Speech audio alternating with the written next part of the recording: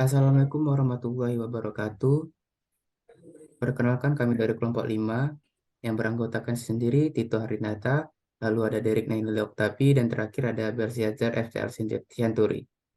Baik, kali ini kami akan melengkapi video digital mahasiswa kami berjudul Pengantar Hukum Acara Perdata. Baik, adapun pembahasan yang kami akan sampaikan pertama yaitu mengenai konsep hukum acara perdata, lalu ada fungsi hukum acara perdata, dan ketiga ada tujuan hukum acara perdata, dan yang terakhir ada sumber hukum acara perdata. Baik, saya langsung ke materi pertama, yaitu konsep hukum acara perdata. KUA Perdata berkedudukan sebagai hukum acara formal rege, yang menjadi dasar aturan tata cara terhadap penyelesaian sengketa yang telah diatur dalam hukum material, yaitu Kitab Undang-Undang Hukum Acara Perdata atau disingkat dengan KUHAPER. Dengan ini, KUHAPER memiliki peran yang cukup signifikan terhadap kelangsungan KUHAPER. Dalam menjalankan HAM tersebut, ada beberapa ketentuan pokok yang bersifat umum sebagai landasan dalam muatan KUHAPER, yaitu mempertahankan, memelihara, dan menegakkan hukum material yang ada. Lalu, hukum acara ini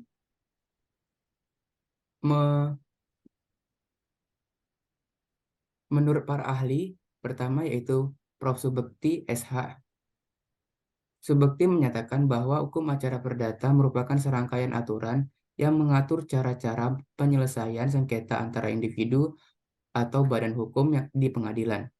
Hukum acara perdata ini meliputi prosedur-prosedur yang harus dilakukan dalam proses persidangan, dari permohonan, gugatan, hingga eksekusi putusan. Lalu, Prof. Dr. R. Susero SH, Soesroso SH, Soeroso menyatakan bahwa hukum acara perdata adalah himpunan atau hukum yang mengatur tata cara penyelesaian perkara di pengadilan, terutama yang berkaitan dengan sengketa perdata. Hukum acara perdata ini mencakup tata cara permohonan gugatan, tata cara persidangan, dan tata cara pelaksanaan putusan pengadilan. Lalu ada Prof. Dr. Sudikno Mortokusumo SH, mengungkapkan bahwa hukum acara perdata adalah bidang hukum yang mengatur tata cara penyelesaian sengketa perdata di pengadilan. Hukum acara perdata ini mencakup prosedur-prosedur yang telah dilakukan atau yang harus dilakukan dalam proses persidangan. Baik, materi selanjutnya akan saya lanjutkan kepada rekan saya, yaitu Derek. Baiklah, di sini pun ada fungsinya yaitu A. Menjamin hak asasi manusia. Hukum acara perdata memastikan bahwa setiap orang memiliki hak yang sama di depan hukum dan memastikan bahwa hak asasi manusia dihormati dan dilindungi dalam proses penyelesaian sengketa perdata. B. Menyelesaikan sengketa. Fungsi utama hukum acara perdata adalah untuk menyelesaikan sengketa antara individu atau badan hukum melalui proses persidangan di pengadilan. C. Menghindari konflik. Hukum acara perdata juga berfungsi untuk mencegah konflik dan memastikan bahwa sengketa diselesaikan dengan cara yang adil dan tertib. Meningkatkan kepercayaan publik. Hukum acara perdata yang transparan dan adil dapat meningkatkan kepercayaan publik terhadap sistem hukum dan pengadilan. Kemudian ada pun tugasnya yaitu A. Menjamin keadilan. Tujuan utama hukum acara perdata adalah untuk memastikan bahwa keadilan terwujud dalam penyelesaian sengketa perdata. B. Meningkatkan keamanan dan ketertiban. Hukum acara perdata juga bertujuan untuk meningkatkan keamanan dan ketertiban dengan menyelesaikan sengketa secara damai dan tertib, tanpa melibatkan tindak kekerasan atau balas dendam. C. Memperbaiki hubungan antar pihak. Hukum acara perdata dapat membantu memperbaiki hubungan antar pihak yang saling bersengketa dengan memfasilitasi dialog dan mediasi di luar pengadilan. D. Menegakkan hukum. Tujuan lain dari hukum acara perdata adalah untuk menegakkan hukum dan menjaga kepatuhan terhadap hukum yang berlaku, serta menghindari tindakan kekerasan atau balas dendam yang dilakukan secara mandiri.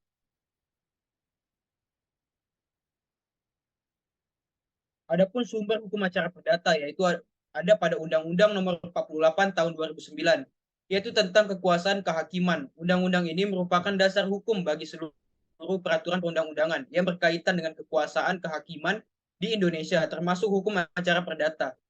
Kemudian ada Kitab Undang-Undang Hukum Perdata. KUH Perdata menjadi sumber utama hukum acara perdata di Indonesia. KUHP Perdata mengatur tentang tata cara dan prosedur dalam mengajukan gugatan serta proses persidangan di pengadilan. Hukum acara perdata positif, yaitu hukum acara perdata positif terdiri dari seluruh peraturan perundang-undangan yang berkaitan dengan hukum acara perdata di Indonesia. Baiklah, materi selanjutnya akan disampaikan oleh rekan saya.